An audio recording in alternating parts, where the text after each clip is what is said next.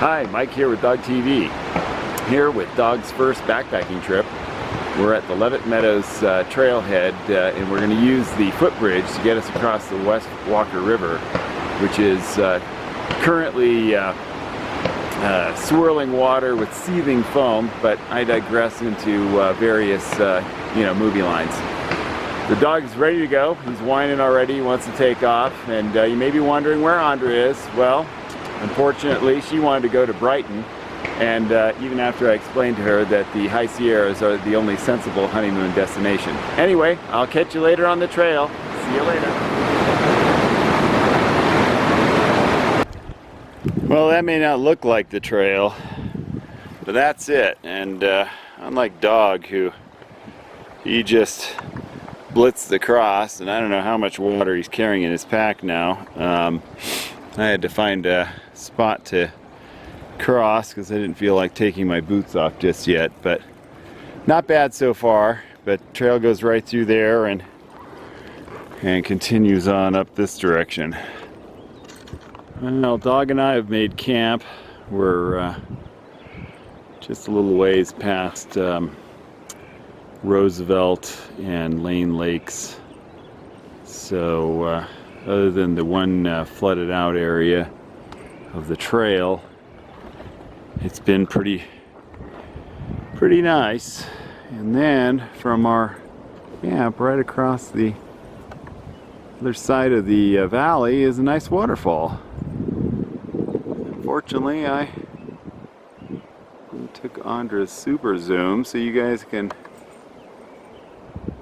get kind of a decent look at it.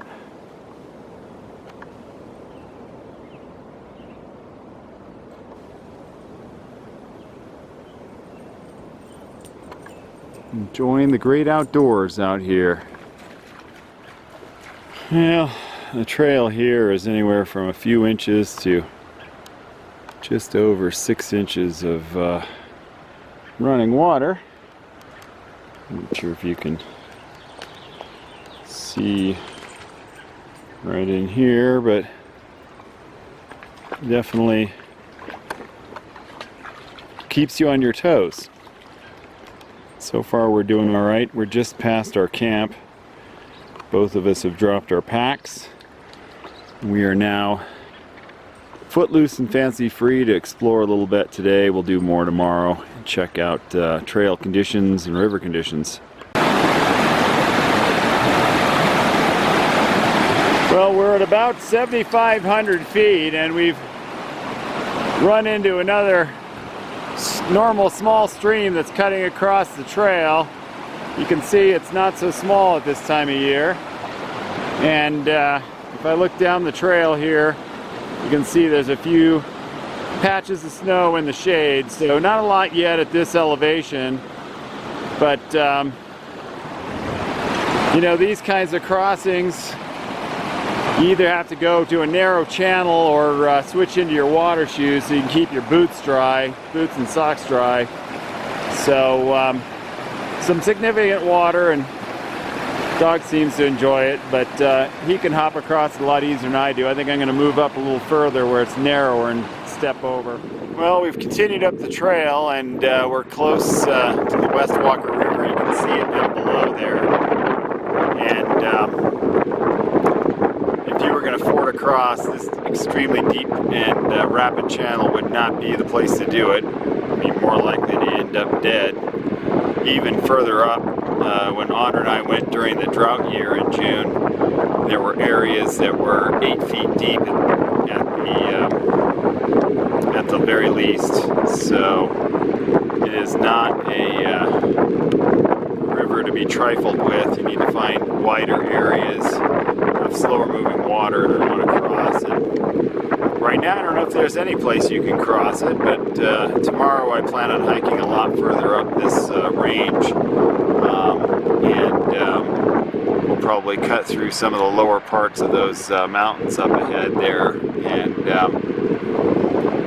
and see what we can see. So not a lot of snow at this point. There is some flooded out areas, but it's fairly easy to get past at this point. So very nice. And you know, our big backpacking trip's still about 19 days away, so I hope we won't have any problems. We've gotten down right next to the Walker River, and you can just see how much water is tearing down that channel.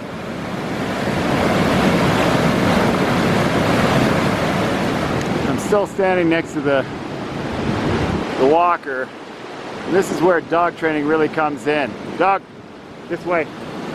If you don't have total control, you need them on leash. Stay over here, left, this way. Otherwise, you could go in that water and you could have a big problem. This way. You can see how responsive he is when I give him a command.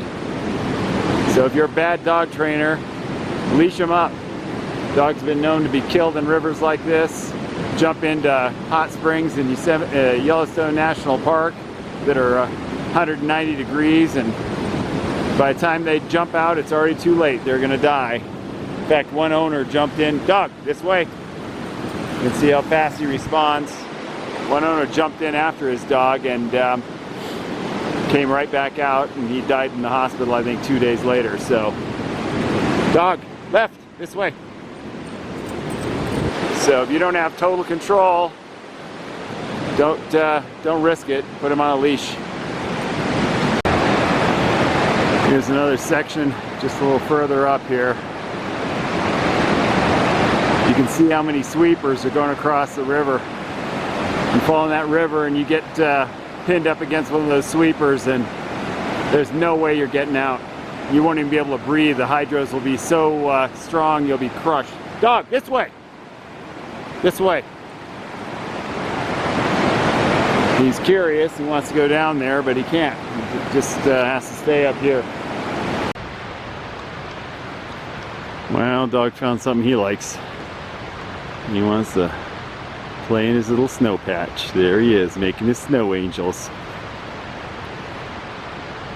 He loves it. Mike here again with Dog TV Adventures. Well, I don't know if the dog's feet are tired, but mine are. So we've come back to camp, and I've kind of cleaned up a little bit. Dog's snoozing a little bit at my side here, and thought I'd make a quick video. I only saw one other group as I came in, that they were near Lane Lake, and I passed some looked like Forest Service or something people. There was 3 women with hard hats and backpacks, and they stopped at the first tree, and I'm sure Klaus will appreciate this. They tried to you know, cut the tree with an axe as if it was a piece of cheese or something, and clearly they were never explained by anyone on how to use an axe, but I figure in another 6-7 hours they might eventually get through it. So pretty sad, but unfortunately no one's taught anything useful anymore these days, and with our politically correct nature, we're losing our male influence. You watch these stupid public service ads, and they've got you know, some ginormous bulked up guy with tattoos acting like an idiot teapot with his kid, as if that's how you you know, are to be a man around your children. Well, I got that news for you. That's for girls. You know, male influence is doing male things, and that's what gives your kid balance. And if you want to act like an idiot woman in front of your kid, then you might as well have 2 moms. So, Last Man Standing may be going off the air, but I sure as hell aren't. So, anyway, but yeah, teach your kids to check their oil and change their air filters, and you know, change a tire and all the other stuff that no one seems to be learning these days. And they'll have some practical skills that will get them out of a lot of unnecessarily stupid situations. But anyway, but it's pretty quiet out here, and like I said, I passed the last group probably more than a mile before I got to this camp, and we're just gonna hang out here, and I'm gonna cook up a steak on the campfire when I get hungry, and then we'll probably turn in once the mosquitoes get too annoying. Another thing you dads out there can teach your kids is how to start a campfire. So instead of playing like teapots like a moron, like they show you on the politically correct TV ads, you can actually do things that that guys are supposed to do to give your kids that balance. Some kids don't even have fathers, so if you're a father, step up. So here I've got the small tiny wood that I'm going to use to start it with, slightly larger wood here, and then even bigger pieces, and then up to your large pieces. And I always accumulate a lot of wood first, so that once my fire gets going, I can keep it going without it going out and have to put a lot of effort into it. If you're doing it without matches, it's critically important. If you're doing it with matches or a lighter, it's still a pain in the neck to have your fire go out while you're looking for wood. So prepare, prepare, prepare.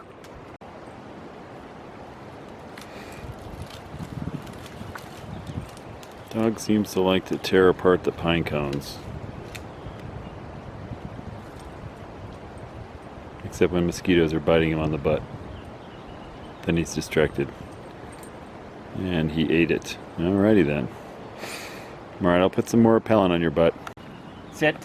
Down. Stay. Stay. Mike, Dawg TV Adventures. Well, I just want to show Steven what I brought just for him. Yes, that's probably like a pound of steak right there. And once I get my fire going, I'm going to grill it up and enjoy every drop of it. So, and then in the morning, to make up for it, I have some flaxseed organic oatmeal crap that Costco had that unfortunately was not non-organic. But anyway, I'll try and down that in the morning to counteract the effects of this delicious steak. So see you later.